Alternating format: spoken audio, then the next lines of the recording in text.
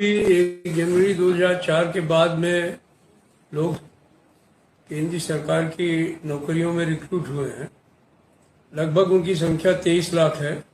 उन सबको इसका लाभ होगा और सबसे बड़ा लाभ ये होगा कि सरकार जो कि एनपीएस के नाम पर जो है वो सरकारी कर्मचारियों को 2000 रुपये, 1800 रुपये, 1500 रुपये, 500 रुपये पेंशन में निपटा रही थी, उसको अब उनकी जो लास्ट साल की सैलरी है 12 महीने की, उसका एवरेज निकाल करके और सैलरी का आधा पैसा पेंशन के रूप में देना होगा और उसके ऊपर भी महंगाई राहत देनी होगी। तो एक तरीके से ये एक गारंटीड पेंशन है और यही मांग हम लोगों की काफ़ी अरसे से चल रही थी, जिसको कि सरकार ने पूरा करने का काम किया। दूसरा ये है कि फैमिली पेंशन जो है वो उसके बारे में एनपीएस जो है वो उसमें कोई क्लियरिटी नहीं थी। तो अभी इस सरकार ने फैसला कर दिया है कि हम 60% जो है वो अगर कोई मर जाता है तो पेंशन का 60% प्लस डीएनएस रिलीफ जो है वो उसके परिवार को देने का काम करेंगे। इसके अलावा मिनिमम पेंशन जो ओपीएस में भी 9,000 रुपये थी, उसको 10,000 रुपये कर दिया है और उस पर भी महंगाई भत्ता देने का काम होगा। जो लोग 1 जनवरी 2004 के बाद रिटायर हो गए हैं तो उनको भी जो है वो इस योजना के तहत जो है वो पैसा मतलब वही भुगतान होगा जो यूपीएस के अंदर है। और सरकार ने इस पूरी योजना को लागू करने के लिए इस साल के लिए करीब 7,000 करोड़ रुपए से ज़्यादा रखे हैं, जिनमें कि जो है वो 18.5% जो है वो अब सरकार देगी इस कार्पस को मेंटेन करने के लिए, ताकि जो है वो सबको एश्योर्ड पेंशन मिल सके और कर्मचारियों के ऊपर कोई भी बोझ नहीं पड़ेगा। इस बात की उन्होंने गारंटी दी। लेकिन सर, कुछ लोगों का मानना है, कर्मचारियों का ही मानना है कि एनपीएस से खतरनाक यूनाइटेड पेंशन स्कीम है। ये सरकार ने इस बात का भी एक गुंजाइश रखी है कि जो लोग ऑप्शन देंगे तो जो लोग ऑप्शन दे करके यूपीएस में जाना चाहें वो यूपीएस में जा सकते हैं और जिनको कि यूपीएस खतरनाक स्कीम लगती है वो एनपीएस में ही रह सकते हैं। तो ऑप्शन खुला हुआ है। अब आज का जो बच्चा और बच्चियां हैं वो बहुत समझदार हैं, पढ़े लिखे हैं, वो अपना हित अच्छी तरीके से समझते हैं। खाली जो लोग का कोई मतलब नहीं है वो इस तरीके की बातें कर रहे हैं। मैं जितने लोगों के बीच में गया हूँ मैंने पाया है कि 90% लोग जो हैं वो इस योजना से खुश हैं और उनको लगता है कि जो उनकी मांग थी एश्योर्ड पेंशन की वो सरकार ने मान ली। सर, आप सभी के लिए पेंशन की मांग कर रहे थे, जैसे कि अगर हम भी करें पैरामेडिकल जो फोर्स हैं या जो एयरफोर्स हैं जिनके अंदर मात्र 14 साल और 15 साल की नौकरी होती है, तो उसमें उनके लिए पेंशन का क्या लाभ होगा? देखिए, जो मिलिट्री के लोग हैं उनके लिए बिल्कुल अलग स्कीम है और ये एक अलग स्कीम है।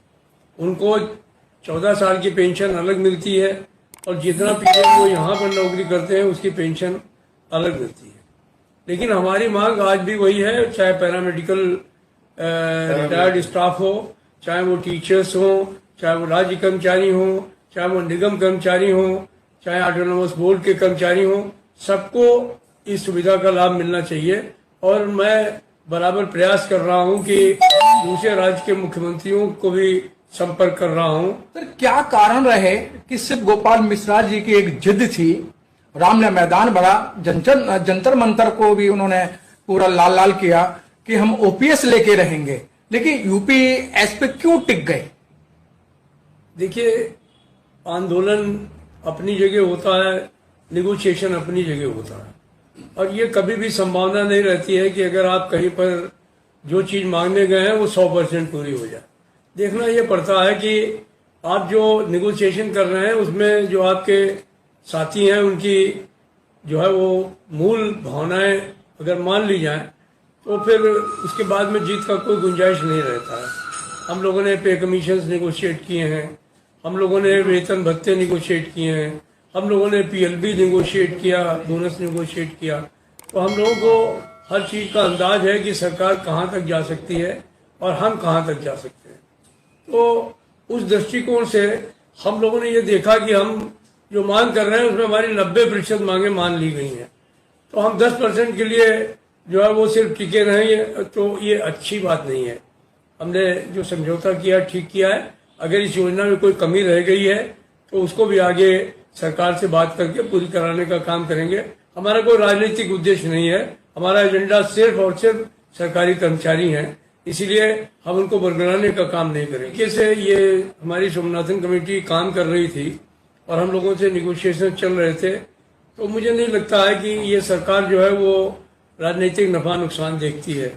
ये जरूर देखती है कि कर्मचारियों का, किसानों का, मजदूरों का जो मैक्सिमम लाभ है उसको करने का काम किया जाए। यही कारण है कि प्रधानमंत्री ने स्वयं इसका संज्ञान लिया और बुला करके उन्होंने इस योजना की घोषणा भी की और हम लोगों से बातचीत भी करने का काम किया। और जब वहां भी बातचीत की तो उन्होंने कहा कि जो आप लोगों की मांगे हैं हम लोगों ने एक्सेप्ट कर ली हैं, क्योंकि इसमें बहुत सारी मांगे हम लोगों ने रखी थी, तो उनको उन्होंने एक्सेप्ट करने का काम किया। और फिर अपनी तरफ से जो बात करनी थी उसमें उन्होंने कहा कि हम विकसित भारत के लिए आपका सहयोग चाहते हैं। तो उनकी अपनी विजन, उनका अपना सोच बिल्कुल एंटायरली अलग है। बाकी ये योजना, चुनाव, अब राजस्थान में ओपीएस की घोषणा हो गई थी, लोकसभा का चुनाव वहां पर क्यों हारे? वहां हिमाचल में वहां के मुख्यमंत्री ने घोषणा कर दी थी कि हम पुरानी पेंशन देंगे, तो वहां चुनाव क्यों हारे? पंजाब में आपने घोषणा कर दी थी कि हम पुरानी पेंशन लाएंगे, तो वहां चुनाव क्यों हारे?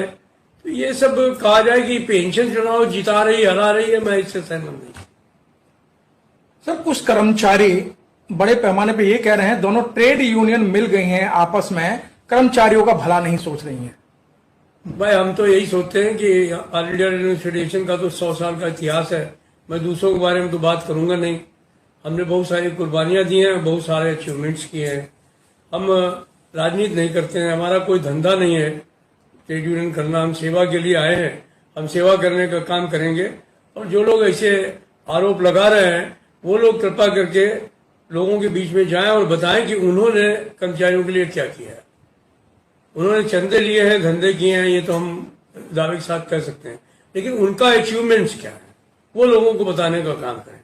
हमारे पास एक लंबी इतिहास है, एक लंबा वो है, हमारी लंबी कुर्बानियां हैं, हमारे एक इतिहास के साथ लोगों के सामने जा सकते हैं। लेकिन जो ये आक्षेप लगा रहे हैं हमारे ऊपर, वो सिर्फ इतना बता दें कि उन्होंने अपने जीवन काल में कर्मचारियों को क्या देने का काम किया है, तो मैं उनकी बात जरूर गंभीरता से लेने का काम करूंगा, वरना मैं यही कहूंगा कि इनकी बात को गंभीरता से लेने की जरूरत नहीं। यही संदेश देना चाहते हैं कि किसी को भ्रमित होने की आवश्यकता नहीं है।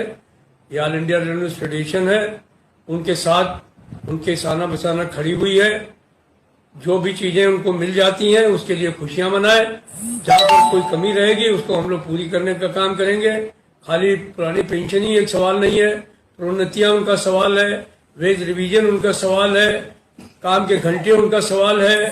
उनका सवाल जो है वो आने वाले समय में उनके ऊपर जो काम का बोझ बढ़ रहा है वो एक सवाल है, वो स्वस्थ रहे ये एक सवाल है। तो ये सारे सवाल जो हल करने का काम है वो ऑल इंडिया रेलवे फेडरेशन करेगा। और वही नहीं, उनके परिवार में भी खुशियां आए, हम इसके लिए लगातार कोशिश कर रहे हैं।